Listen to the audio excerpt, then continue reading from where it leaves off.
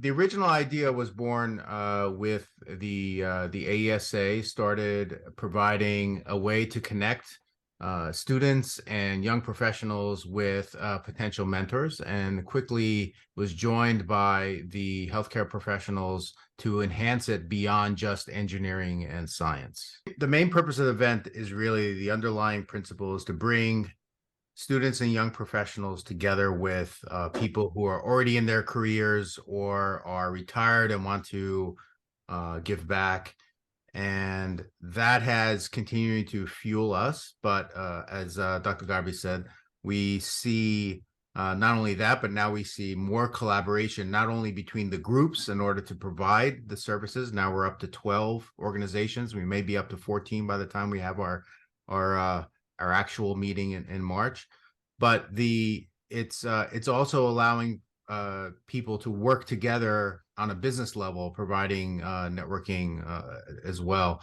Going beyond the New York region, as Dr. Godby said 2 years ago, it was my first year as the president of the ASA Northeast, and we were stuck with it's 2021. It was 1 year after, because it was the last in-person mentoring forum was shortly before basically things started to shut down. And we put together a virtual conference. Basically, the virtual conference was similar format in the sense that we had some keynote speakers, we had some topics, so partly some discussions we had a representative of the government of Armenia to discuss repatriation. And we had members from all over, not only all over the US, but all over the world join in that part of the conversation. And then we broke out into individual meetings by discipline. And although some had more, I would say, adults than necessarily students, we still had a fair amount of student presentation. And that's something that when I go out to talk to parents, when it's, people my age, people older, people younger, when their kids are about to enter the career world, they're in college, they want to understand what to do. This is a big fear for them, is to being able to know if their chosen profession is going to have work for them to do when they leave. Could they connect with somebody that can help them out? And we take great pride in being able to provide that connectivity tissue, essentially, between students, young professionals, and those in the field. And our current ASA vice president, who is just put in place, Raffi, she was a mentee. She found a great position first as an internship for a civil engineering firm in New York City, and then evolved to full-time job and so forth. She's a great success story as an example. So that's the stuff that's really what we do is really all about. We've had great results over the years, not only in terms of connecting people with potential career choices, or maybe deciding not to do a career because they realize it's not something they really were really excited about, or especially in the engineering field and the sciences. You may know that you're going into engineering and science. I would assume healthcare is very similar and legal is very similar, where maybe you want to be a lawyer, but you don't know what kind of law you want to do. You really don't know that kind until you get into the actual business world. And getting that understanding ahead of time is, I think, massively valuable. And Armenians helping Armenians, it crosses career choices. It crosses. We see now. I mean, how many places do you see cross-organization collaboration for a same goal? We're not fighting amongst ourselves. This is a way we're working together to a common end.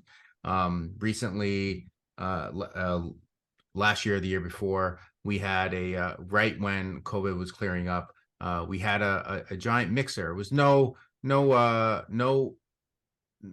work, no talking, whatever. It was just everybody getting together to kind of meet each other on a social level. We saw tons of young people come out. It was very exciting to see lots of Armenians together, young Armenians together. Who knows what will happen with those connections? Maybe some things happened, we don't know. But ultimately, that's really what it's all about. What was funny when we were talking to the principal of our Armenian school at St. Thomas years ago, and she's like, yes, we want to teach our kids Armenian, but at the end of the day, we want to bring our kids together so they meet each other. So this is what who they're connecting with. So in terms of what is driving us to continue to volunteer for this program, I one of the ASA has a couple of fundamental guiding principles. One is helping Armenians everywhere when it comes to fostering engineering and science, the STEM fields, but it's also specifically here locally to provide mentorship for young students. Engineering and science isn't always the first choice that gets promoted in schools here, and we look to kind of move that forward, and that's really kind of what guides us to help, because it could be very scary to get into the workforce to do what we're doing. So that part of it is really what drives me to get involved in not only the ASA in general, but also especially going forward with the mentoring program as we've constituted it. This is where people connect and move forward and continue to converse and discuss along the way.